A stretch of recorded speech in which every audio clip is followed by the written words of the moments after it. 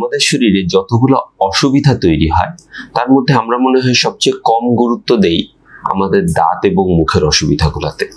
কেননা আমাদের একটা ধারণা থাকে যে দাঁতে যদি কখনো অসুবিধা হয় তাহলে আমরা খুব সহজেই ডেন্টিস্টের কাছে গিয়ে দাঁতটাকে তুলে ফেলতে পারি, এবং একটা দাঁতকে ফেলে দিলে ওই দাঁত রিলেটেড সমস্ত অসুবিধা চলে যায়। এবং এই কারণে আমরা মনে হয় দাঁতের ব্যাপারে যত্নবান হই কম। যে কারণে আমি খেয়াল করেছি যে আমার ডেইলি প্র্যাকটিসে ম্যাক্সিমাম রোগী আসছেন যারা তাদের দাঁত এবং তাদের মাড়ির ব্যাপারে খুব একটা সচেতন না। তিনি হয়তো খুব সুন্দর একটা জামা কাপড় পরছেন, খুব সুন্দর একটা ঘড়ি হাতে দিচ্ছেন, কিন্তু তার মাড়িতে অনেক ইনফ্লামেশন রয়ে গেছে, অনেক ইনফেকশন রয়ে গেছে, অথবা গামের ইনফেকশনটা এমন অবস্থায় পৌঁছেছে যে গাম থেকে সেটা দাঁতের চারপাশে যে হাড্ডি আছে, হাড় আছে, সেইটাতে ছড়িয়ে যাচ্ছে। সো আমি যখন রোগীটাকে জিজ্ঞেস করেছি যে আপনি দাঁতের ব্যাপারে যত্ন নিচ্ছেন না কেন, তিনি হয়তো বলছেন যে ডাক্তার সাহেব সময় পাচ্ছি না, বা দাঁতের যত্ন নিয়ে আসলে দাঁত তো আমাকে সাপোর্ট দিচ্ছেই, সো এত বেশি যত্ন নেওয়ার কি দরকার। কিন্তু আমি যখন রোগীটাকে এই যে যত্নের ব্যাপারে ডিটেইল বলছি, তিনি কিন্তু ভয় পেয়ে যাচ্ছেন। আজকে আপনাদেরকে সেই ডিটেইলগুলো বলবো যে কেন দাঁত এবং মাড়ির যত্ন নেওয়াটা অনেক বেশি জরুরি। আসসালামু আলাইকুম, আমি ডক্টর আতিক মেহেদি, আমি একজন ডেন্টিস্ট। দাঁতের যত্নের সাথে কিন্তু আমাদের পুরো শরীরের বেশ কিছু বড় বড় অসুবিধার সম্পর্ক রয়েছে।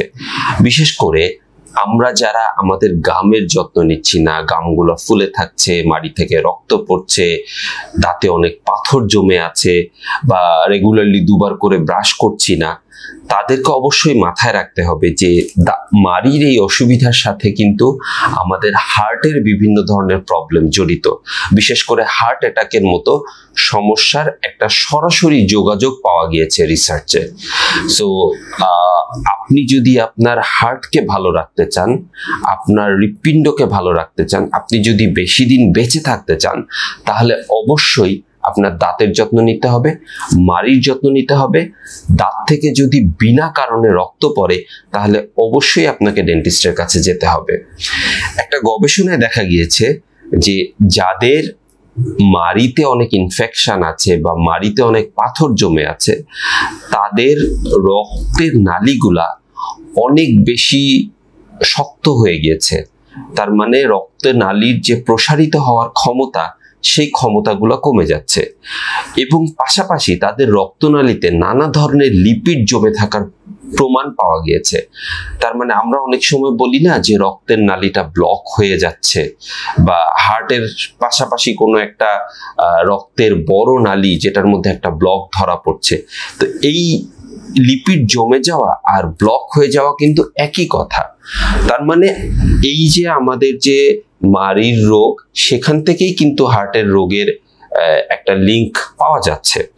পাশাপাশি আমরা অনেকেই হয়তো এখন, যেহেতু আমাদের ম্যাক্সিমাম টাইম বসে বসে কাজ করা হচ্ছে, হোম অফিস করা হচ্ছে, আমাদের ফিজিক্যাল অ্যাক্টিভিটিসের পরিমাণ দিন দিন কমে যাচ্ছে, সো আমাদের শরীরে লিপিডের পরিমাণটা এলোমেলো হয়ে যাচ্ছে। আমাদের লিপিড প্রোফাইল এখন যদি করা হয় তাহলে দেখা যাচ্ছে যে কারোর লো ডেনসিটি লিপোপ্রোটিন, যেটা বডির খারাপ কোলেস্টেরলের পরিমাণ বেড়ে যাচ্ছে, টোটাল কোলেস্টেরলের পরিমাণ বেড়ে যাচ্ছে, অথবা ট্রাইগ্লিসারাইডের পরিমাণ অনেক বেড়ে যাচ্ছে।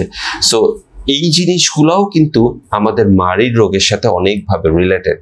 দেখা গিয়েছে যে যাদের মাড়ির রোগ বেশি, বা যারা হয়তো নিয়মিতভাবে ডেন্টিস্টের কাছে গিয়ে মাড়িগুলোকে পরিষ্কার করছেন না, স্কেলিং করছেন না, তাদের লিপিড প্রোফাইলটা একটু ডিফারেন্ট হচ্ছে, একটু এলোমেলো হচ্ছে।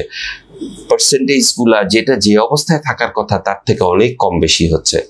সো আজকের এই ভিডিওটার মাধ্যমে আমি আপনাদেরকে বোঝাতে চেয়েছি যে দাঁতের রোগ শুধু দাঁতেই সীমাবদ্ধ থাকে না, মাড়ির রোগ মানে শুধু মাড়ির রোগ না, এটা কিন্তু আপনার পুরো শরীরের রোগকে রিপ্রেজেন্ট করে।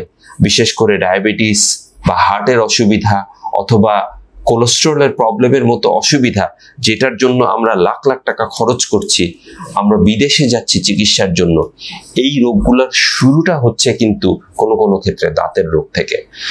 তো আসুন আমরা দাঁতের রোগগুলোর ব্যাপারে সচেতন হই। মাড়ি থেকে যখন একটু রক্ত পড়ছে বা মাড়ির গোড়ায় একটু একটু পাথর জমে যাচ্ছে, তখনই আমরা ডেন্টিস্টের কাছে যাই, স্কেলিং করিয়ে নেই, মাড়িগুলোকে হেলদি রাখি এবং শরীরের অন্যান্য যে অসুবিধা আছে সেইখান থেকে নিজেদেরকে নিরাপদ রাখি।